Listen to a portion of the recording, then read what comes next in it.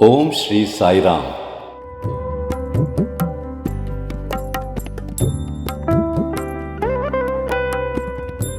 Most respected and revered elders of the Sai family, dear sisters and brothers in Sai, I take this opportunity once again of welcoming all of you to yet another edition of Saicast.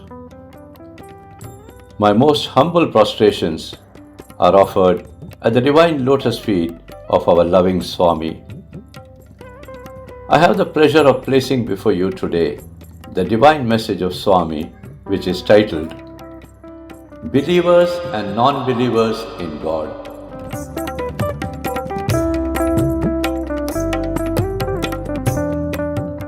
Bhagawan in this message speaks about both the believers and non-believers of this world which he has created. While the believers hold God high up on a pedestal and worship Him with their whole heart, the non-believers always ask for some proof for the existence of God, and their debate never ends. Swami says that most of the non-believers of God spend their entire lifetimes only chasing sensual pleasures and fulfilling their endless desires. All these sensual pleasures are enjoyed at a great cost in their own lives, which finally ends up in a big mess.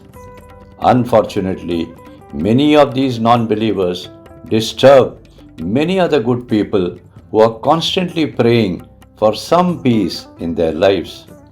In conclusion, Swami directs everyone to always be on the side of God and experience lasting peace, which is what all of you are seeking. Let us now listen to the divine message as dictated by Swami.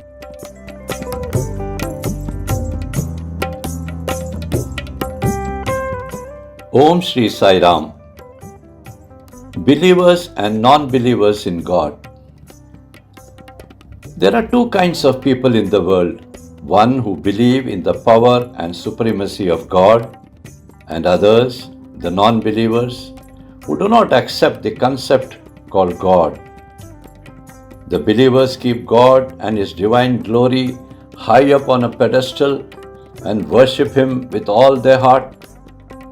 These set of believers are responsible for building temples, churches and mosques and other places of worship. All through the ages, they have gone deep into the concept of God and found Him and realized Him. This realization has come from within. However, for the non-believers, this whole creation is a phenomenon of nature. They believe that the earth and planets have all been formed on its own by some universal power. Similarly, they believe that the rising and setting of the sun is also a naturally occurring phenomenon. They feel that there is no entity called God who wields the supreme power and controls everything. They also argue that this has been happening for ages and it will continue to happen. Initially, the believers started worshipping God outside and finally ended up feeling and finding Him in their own hearts. This feeling gave them the experience of self-realization, that is, the awareness of the soul within. Therefore, what initially started as a search outside ended up with a search within, and this led to the revelation that God is seated as the Atma within everyone.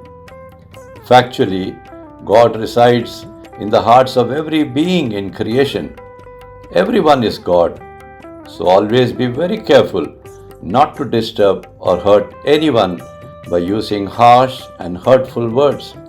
This is the most important lesson for a spiritual aspirant.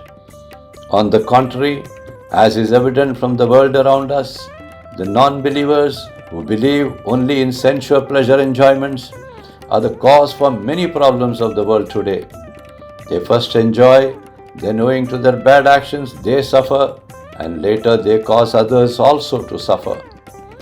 As per the divine arrangement, both good and bad exist in this world that God has created.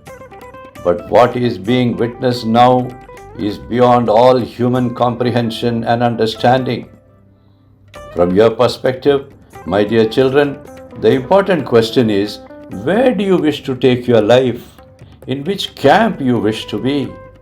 Of course, this will depend on your past life karmas and vasanas, which dominates all human life from birth until death. However, always try to switch over to God's side under all circumstances. It is a side where joy, peace and bliss reigns supreme. If peace, bliss and joy on a lasting basis is what you are looking for as a human, then always be in the company of God. Be with God and be in bliss, eternal and everlasting. Once you have tasted the bliss of the soul, then do not go back to the temporary and fleeting happiness of the senses and this sensory world. This awareness has to be imbibed and practiced continuously because, as I have always said, be good, do good, see good. That is the only way to God. Love and blessings. Your Swami. Jai Sai Ram.